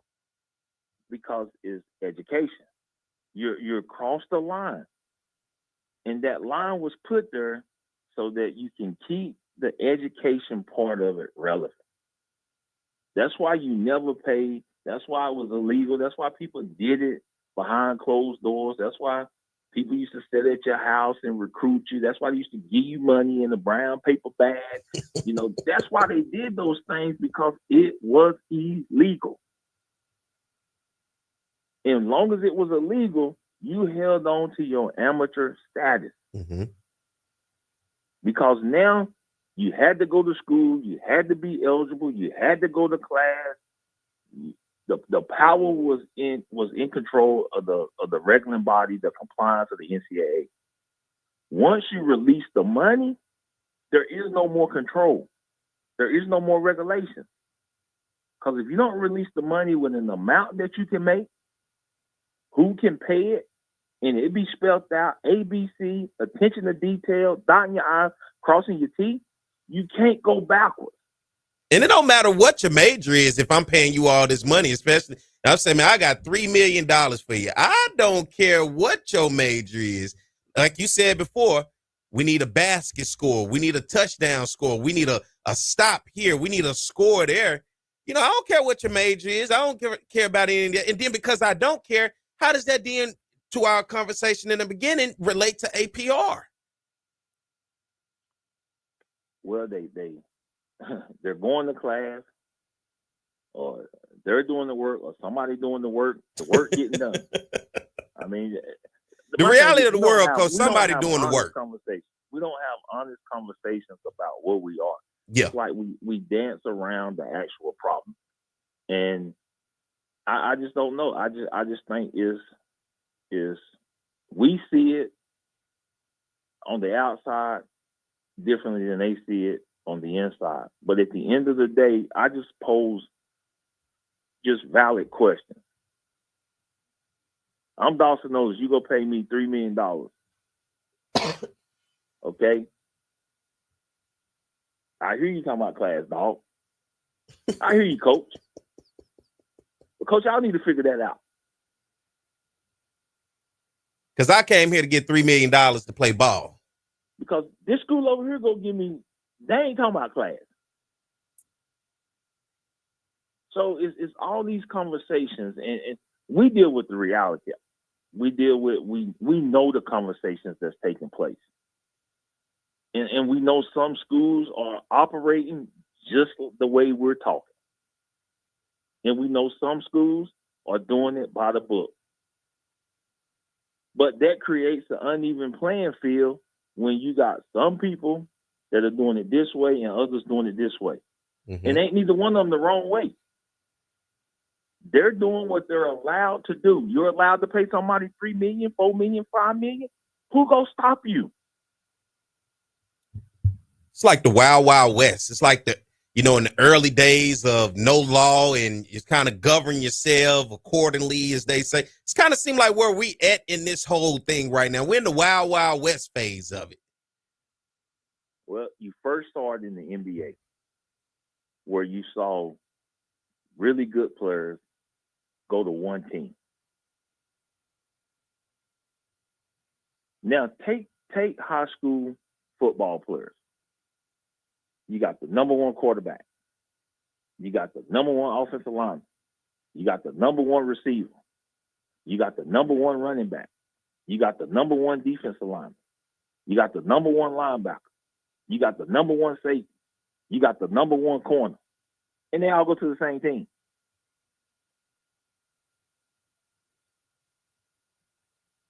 Not because that team was better, but that team paid more money. Simply. There is no salary cap. So it ain't like you maxing out your dollars, but that's coming. Because there's a certain amount you'll only be able to spend. That's coming.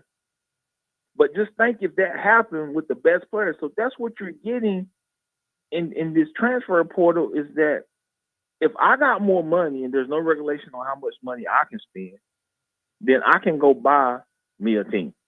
Mm-hmm. If I got more money than you. You paying for instant gratification.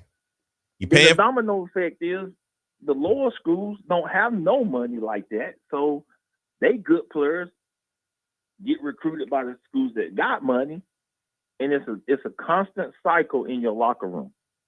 You don't develop this guy, he's a great leader. He's a great person. He's high character. He's great academically. He's first team All-American. And now he's going in the transfer portal.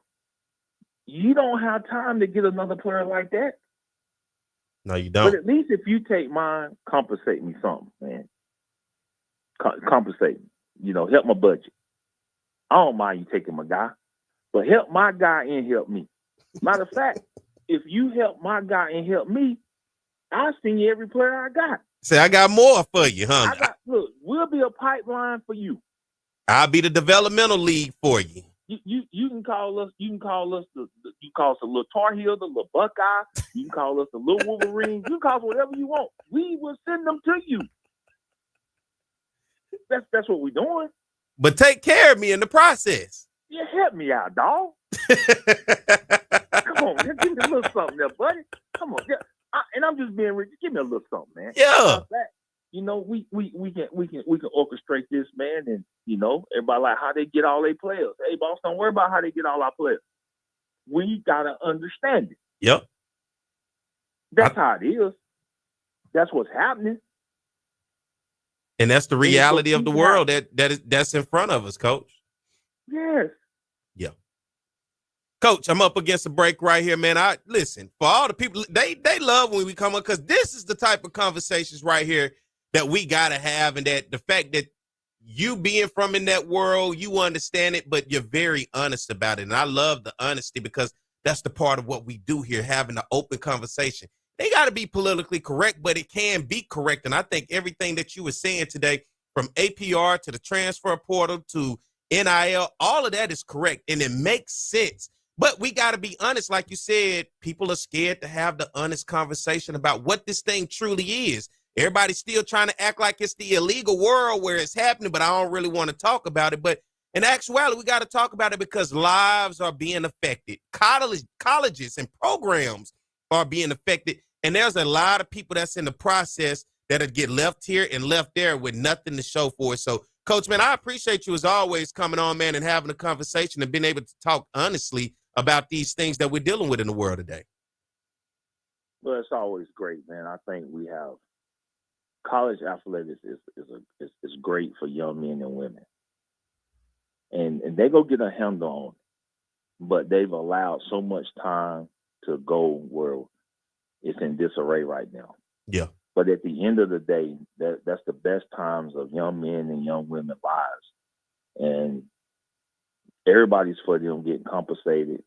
Everybody is for the changes.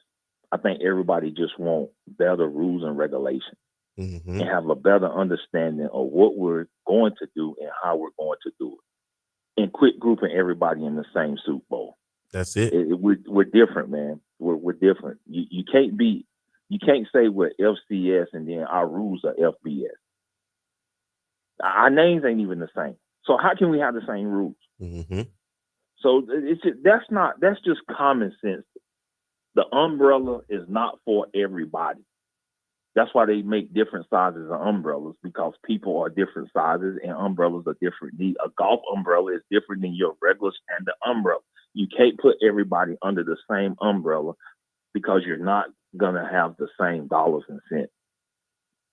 Yes, sir. That for everybody out there, that's the voice of Dawson Odoms, former Southern University head football coach, third all times in wins at Southern, by the way, behind A.W. Mumford and Pete Richardson. And then there's Dawson Odoms. And then, Coach, as always, man, you want more than welcome. We'll continue the conversation and talk about more things in the world in the future, man. Thank you for coming on this morning.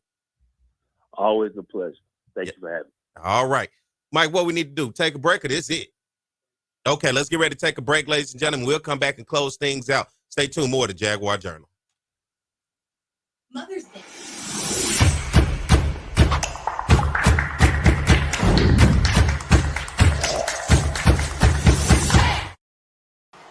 It's On the Yard Sports, and I'm Perry White, and what I need for you to do is go follow and subscribe to our YouTube, Facebook, Instagram, as well as Twitter right now. Talk about offense, we talk about Southern, and it begins with their passing game. Tom, beyond potent, we're talking about high octane, we're talking about fast break, we're talking about 41 points a game, some 500 plus yards since Terrence Levy has taken over this offense. Because that young man doesn't drop any ball. With the legacy that you started here, you got to feel happy to see it continue on with Doug Williams. Ball now back at the 22-yard line. Levy, no pressure at all. Touchdown, Ingram. The Bayou Classic. Levy on a first and goal play. Throws a touchdown. Grambling comes with a blitz. Levy steps in the pocket, and his pass is caught. One-handed grab. Sort of in the middle of the road of the SWAC, but immediately they jump on the Jackson State defense. And here's Levy rolling out. And the pass is caught. Ball is at the 31-yard line. Again, throwing the football downfield. Oh, and his receiver, Hayes, makes the catch. See you later. Touchdown, Southern. If you're going to get, I got some free tickets. Look out for it, brother. Going downfield. Oh, and what a play by Southern. Score. He's played a lot tougher ever since. And this is a free play for Southern. 2nd and 15. It's a free play. Levy completes his It's pass. a free play. Oh, and he's still up. It's a free play. Hayes is going to continue running inside the 10, the 5. Unbelievable, Michael Hayes. Third down. And 23 for a first. Levy over the middle. Nice pass that time. 2nd and 20. Levy doesn't have to get it all, but he's going to have to pick up some yards. Here he is throwing. Nice catch made. The receiver, Michael Hayes. There he goes. Hayes makes the catch. Hayes still on his feet. Hayes looking for blocking. Hayes trying to find a hole. Hayes is still on his feet. He alley-oops. He's inside the 15 and drawn out of foul.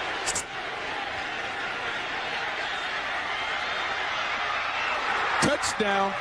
Backfield.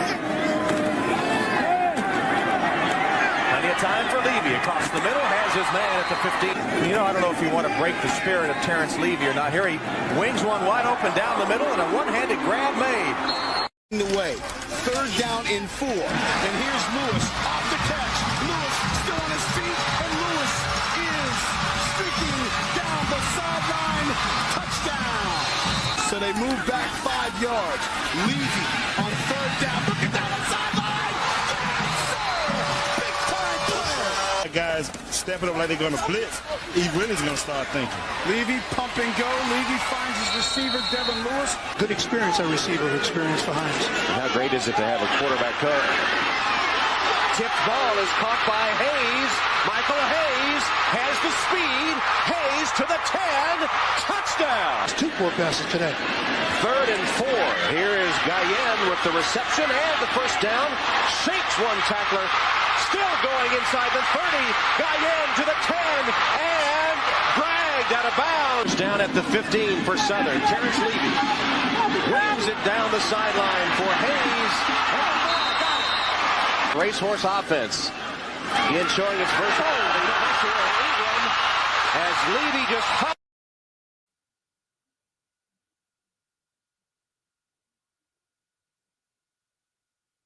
All right, we're back. It's the Jaguar Journal. Hope everybody enjoyed today's show. I want to thank Coach Dawson Otis for coming on. I want to thank Coach Brittany Williams giving us an update of the SWAC softball tournament, and as well as my man Zach McKenna from FCS Football Central talking to us about the transfer portal and what teams are looking like around the conference. Coach Odom's talking to us about the APR, NIL, as well as everything else. And thank you guys out there. Be sure to keep up with us on the Jaguar Journal on X, Instagram, on YouTube, as well as on Facebook. Go hit that like, follow, and subscribe button, as well as keep up with us on Apple Podcasts and Spotify. Hope everybody have a great weekend. Hope you enjoyed the show. Share, do whatever the case may be to let people see how we continue to grow here at the Jaguar Journal. Thank all my guys behind the scenes making everything work as well. And thank you guys. We'll be back next week at the same time in the same place. As always, it's the Jaguar Journal. Have a good weekend, everybody.